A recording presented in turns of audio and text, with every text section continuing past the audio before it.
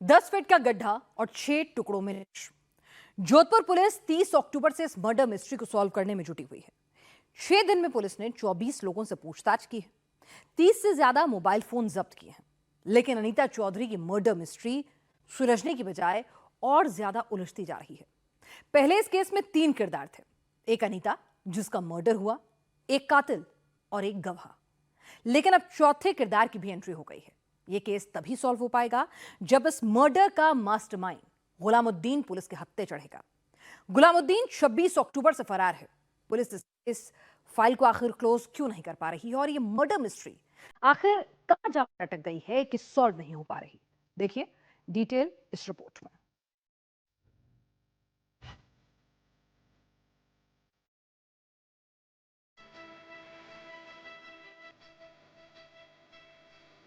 सत्ताईस अक्टूबर दोपहर 2:35 आखिरी बार अनीता चौधरी दिखाई दी। 29 अक्टूबर रात 10:30 बजे गुलामुद्दीन स्कूटी पर दिखाई देता है। उसके पास एक बैग होता है। इन्हीं 56.5 घंटों में अनीता मर्डर केस की मिस्ट्री उलझी है। इन्हीं 56.5 घंटे के बीच जोधपुर में अनीता चौधरी का मर्डर होता है। गुलामुद्दीन लाश को पैक करने के लिए बैग भी खरीदता है। अनीता की लाश को 6 टुकड़ों में काटा जाता है। 10 फीट गहरे गड्ढे में दफनाया जाता है। अब तक अनीता मर्डर केस में सिर्फ 2 किरदार थे, मुख्य आरोपी गुलामुद्दीन और उसकी वाइफ आबिदा परवीन। लेकिन अब इस मर्डर केस में कई किरदार बढ़ गए हैं। प्रॉपर्टी डीलर तैयब अंसारी से लेकर बड़े बड़े नामचीन लोगों का भी नाम सामने आ रहा है। तैयब अंसारी का हाथ किसी न किसी का है। पावरफुल है, सभी नेताओं को डोनेशन देते हैं, चुनाव लड़ते हैं। जब ये सीबीआई जांच होती है तो बहुत लोग शामिल होंगे, तार बहुत खुलेंगे। ये इसीलिए धरने पे लोग आ रहे हैं, उनको भगाया जा रहा है। ये कोई एक साधारण मर्डर नहीं है, इस पे कॉन्स्पिरेसी है। इसमें बहुत सारे लोगों के हाथ हैं उसमें। तो 120 बी के मुलजिम इसमें बहुत सारे हैं। तो लिहाजा जब तक सीबीआई जांच नहीं होगी तब तक ये खुलासा नहीं होगा। अब सवाल है, अनीता कौन सा राज जानती थी जिसकी वजह से उसकी हत्या हुई? आणि મને લાગે कि अनीता जी को कोई न्यारी चीज ही। अनीता की दोस्त सुनीता कथित ऑडियो में बार बार क्यों कहती है उसे भी जान का खतरा है। आप लिख के रख दो ना पेपर पे घर पे कि मेरा कुछ हो जाता है, मुझे डाउट है अंसारी के ऊपर, ये मेरा कुछ भी कर सकता है, मेरा मर्डर करा सकता है। ऑडियो में जिसका जिक्र अनीता के पति कर रहे हैं, जिससे जान का खतरा बता रहे हैं, वो लोग आखिर कौन हैं? 4 दिन महीने कहीं भी होवेला तो अंसारी जिम्मेवार होगा, क्योंकि अंसारी को अब मैं फोन करूंगी। ये वो तमाम सवाल हैं जिनके जवाब राजस्थान पुलिस ढूंढ रही है। 30 अक्टूबर को अनीता की लाश गुलामुद्दीन के घर के बाहर मिली। लेकिन क्या गुलामुद्दीन ने अकेले अनीता को मारा या फिर किसी ने गुलामुद्दीन के जरिए अनीता को ठिकाने लगाया? ये सवाल भी अनीता की दोस्त सुनीता और अनीता के पति मनमोहन के एक कथित ऑडियो के बाद सामने आ रहे हैं। ये ऑडियो एक नहीं बल्कि कई सवाल खड़े कर रहा है, जिसने अनीता मर्डर मिस्ट्री को और भी उलझा दिया है। ब्यूटी पार्लर से निकलने से पहले अनीता ने अपनी बहन को फोन कर बताया वो अपनी दोस्त सुनीता के साथ है, जिसके बाद उसका फोन स्विच ऑफ हो गया। जबकि वायरल हुए ऑडियो में सुनीता अनीता के साथ होने की बात को इनकार रही है। इस ऑडियो के सामने आने के बाद नए किरदार अनीता मर्डर केस से जुड़ते जा रहे हैं।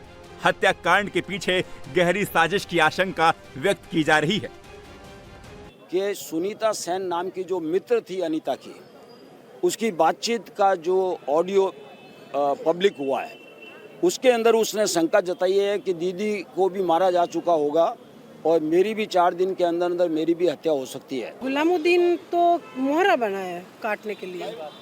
अब ये तो मुझे भी खुद को भी पता नहीं है। इन्होंने पहले इनको बुला के वहाँ पर टैक्सी, इनको कहा मेरी गाड़ी में बैठो, गाड़ी में ये गए नहीं, टैक्सी के अंदर बैठ के गए। फिर वहाँ 3 दिन पहले से ही खड्डा तैयार था और अंगूठी इमामुद्दीन की पत्नी के पास कैसे आ गई? उंगलियों में, जो घर से पहन के गई थी। बेटे को और पति को तो पता है ना। नहीं नहीं, गहने के लिए गहने तो हम भी पहनते हैं, चैन अंगूठी हमारी भी पहनी हुई है, हम भी पहन के निकलते हैं, हमें तो कोई नहीं मारता है गहनों के लिए। मर्डर के तार सिर्फ गुलामुद्दीन तक हैं या फिर राजस्थान के नामचीन लोगों के नाम भी इससे जुड़े हैं? ये सवाल जनता भी पूछ रही है और अनीता का परिवार भी। ये षड्यंत्र ही है, इसके पीछे कई बड़े लोग हो सकते हैं। जैसा जो ऑडियो वायरल हुआ है मीडिया के अंदर, उससे ही पता लग रहा है कि इसके पीछे कई पैसे वाले लोगों का हाथ, पॉलिटिक्स वालों का हाथ हो सकता है। इसलिए मेरे को अभी भी शक है कि 5 दिन हो चुके हैं, गुलामुद्दीन फारूकी को या तो पूरा गायब कर दिया है या उसको कहीं मार दिया है या पुलिस उसको लाना नहीं चाहती है। तैयब अंसारी प्रॉपर्टी का काम करता है, हम भी प्रॉपर्टी का काम करते हैं, मम्मी पापा तो जानकार हैं। बस उसी लिए जब उसका नाम सामने आया था हमें उसके ऊपर शक हुआ था, सुमन ने उसके ऊपर शक जाहिर किया था। आखिरी बार अनीता 27 अक्टूबर को देखी गई थी, जब वो अपने ब्यूटी पार्लर की दुकान से सलवार सूट पहनकर बाहर निकलती है। अनीता के हाथ में एक बैग होता है, सामने एक ऑटो टैक्सी आता है। अनीता टैक्सी के पास जाती है, टैक्सी रुकती है और अनीता उसमें बैठ जाती है। लेकिन 30 अक्टूबर को जब अनीता का शव बरामद हुआ था, तब उसके कपड़े बदले हुए थे। मर्डर के बाद अनीता ने घाघरा और चुन्नी पहन रखा था। ऐसे में ये सवाल उठ रहे हैं, अनीता के कपड़े आखिर किसने बदले? ब्यूटी पार्लर से निकलने के पहले अनीता और उसके पति मनमोहन के बीच फोन पर बातचीत भी हुई। मनमोहन से अनीता ने यह भी कहा वो जल्द घर आ जाएगी, लेकिन 27 अक्टूबर को अनीता घर नहीं लौटी। जब देर शाम तक अनीता वापस नहीं आई तो परिवार के लोगों को चिंता होने लगी। अनीता के नंबर पर कई बार फोन किया गया, लेकिन फोन बंद आ रहा था। परिवार के लोगों ने दुकान के आसपास लगे सीसीटीवी को खंगाला और अनीता के ऑटो से जाने का वीडियो सामने आ गया। पुलिस ने हमारी इतनी मदद नहीं की जितना हमने खुद ने सरदारपुरा के रोडों पे एक एक टैक्सी वाले को फोटो दिखा दिखा के पूछा था। जब वो टैक्सी वाला मिला, उसको लेके पुलिस वालों के पास में गए, उससे पूछताछ की। उसने हमें बताया कि वो कहाँ पे छोड़ा है मम्मी को। फिर वहाँ से पता लगा कि वो हमारे किसी जानकार वाले का घर ही है, अनु जिसको हम बोलते हैं गुलामुद्दीन फारूकी। वो हमारे अग्रवाल टावर की दुकान के सामने उसकी रफ्फू की दुकान है, ड्राई क्लीन की दुकान है, उसका घर था। तो हमें उसके ऊपर शक हुआ। मैंने पुलिस वालों को कहा था कि इसके ऊपर शक है, इसको पकड़ो। जब भी पुलिस वालों ने उसको फ़ोन करके ये बोल रहे हैं कि तू आजा, तू यहाँ पे आ जा। अब कोई जिसने गुनाह किया है वो थोड़ी आएगा वहाँ पे। आप दोनों के बीच में कोई विवाद हुआ था क्या, अनीता जी क्या गुलामुद्दीन के बीच में जो मारा है? कोई विवाद नहीं था सर, मारा क्या? यही तो षड्यंत्र रचा गया है। उस इसी चीज़ को तो किया है कि लूट का बता दिया है पुलिस वालों ने। जिस ऑटो ड्राइवर ने अनीता को छोड़ा, उसने गुलामुद्दीन के घर का पता बताया। आखिरी बार अनीता गुलामुद्दीन के घर पर ही गई थी। इसके बाद अनीता की लाश मिली। गुलामुद्दीन अनीता को 20 साल से जानता था। दोनों एक दूसरे के काफी करीब थे। अनीता गुलामुद्दीन को अपना भाई बोलती थी। रक्षाबंधन पर उसे राखी भी बांधती थी। जोधपुर के सरदारपुरा इलाके में अनीता सनशाइन ब्यूटी पार्लर के नाम से दुकान चलाती थी। 28 तारीख की सुबह एक एमपीआर दर्ज हुआ, जिसमें जो मृतका है उसके परिजनों के द्वारा बताया गया कि मृतका जो है वो एक दिन से गायब है। उस एमपीआर के आधार पर हमने अपनी जांच पड़ताल शुरू की। सीसीटीवी फुटेज का विश्लेषण किया गया, मृतका के मूवमेंट को ट्रेस किया गया और उसका जो लास्ट लोकेशन है उस आरोपी के घर के आसपास आया।